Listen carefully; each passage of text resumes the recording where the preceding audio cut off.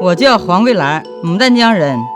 大酱是俺东北常吃的一种酱，用它来炸鸡蛋酱，可好吃了。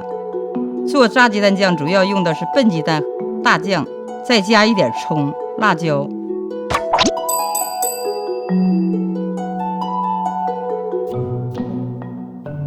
先把辣椒切碎，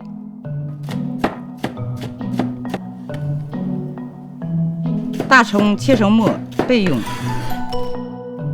鸡蛋用自己家养的笨鸡蛋，特香。打好的蛋液备用。把油烧开，把鸡蛋倒在锅内，小一点火，不要炒大了。然后再把鸡蛋加上一点油，炸一遍，炒散炒松。在大酱中放一点水，化开，倒入锅里面，然后下辣椒和葱末，翻炒出香味儿。